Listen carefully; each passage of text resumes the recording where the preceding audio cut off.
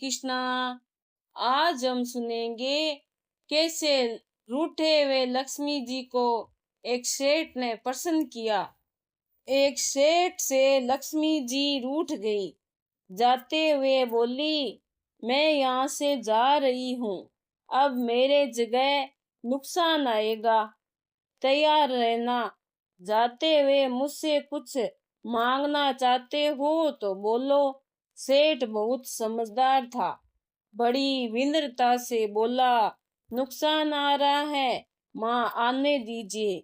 बस जाते हुए वरदान दे जाइए कि मेरे परिवार में सब बहुत प्रेम से रहे। लक्ष्मी जी मुस्कुराई और तथास्तु कहा और वहां से चली गई। उस सेठ की 4 बहुएं थी। कुछ दिनों बाद सबसे छोटी बहू ने खिचड़ी बना रही थी।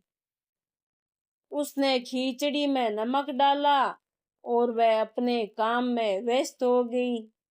तभी दूसरी बहू आई। उसने खिचड़ी को चखा ही नहीं, उसमें नमक डाला और वो भी अपने काम में व्यस्त हो गई। ऐसे एक एक करके तीसरी और चौथी बहू, बाकी दोनों बहुएं आई।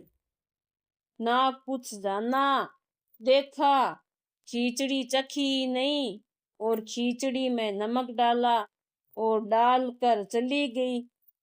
रात को सबसे पहले सेठ खाना खाने आए।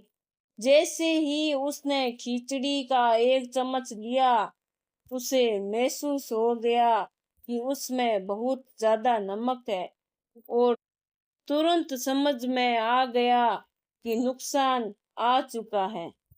किसी से कुछ नहीं कहा, चुपचाप खिचड़ी खाई और चला गया।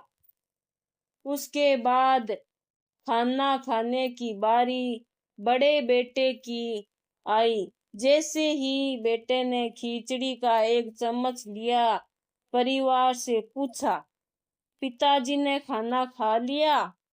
लेकिन किसी ने जवाब दिया, पिताजी ने तो पहले ही खाना खा लिया, लेकिन कुछ नहीं कहा।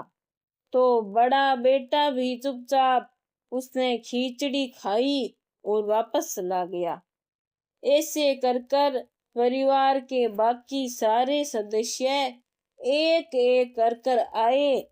अपने से पहले वालों के बारे में पूछा, कुछ नहीं कहा, चुपचाप खिचड़ी खाई और वहां से चले गए।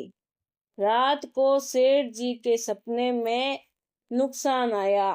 हाथ जोड़कर बोला, मैं यहाँ से जा रहा हूँ, मैं यहाँ नहीं रह सकता। तो सेठ जी ने पूछा, क्यों नहीं, क्या हो गया? नुकसान ने कहा कि तुम सब ने मिलकर 1 किलो नमक खा लिया और कोई किसी पर चिल्लाया नहीं, गुस्सा नहीं किया, सब शांत रहे।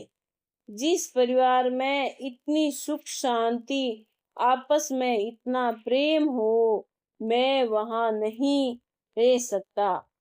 समझने वाली बात यह है कि जिंदगी है तो उतार चढ़ाव, सुख दुख, फायदा नुकसान सब चलता रहेगा।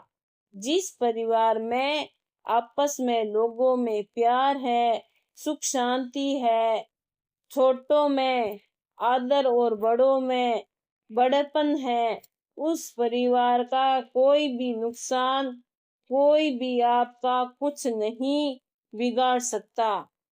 अगर आपको मेरी ये कहानी अच्छी लगी है तो लाइक सब्सक्राइब जरूर करें।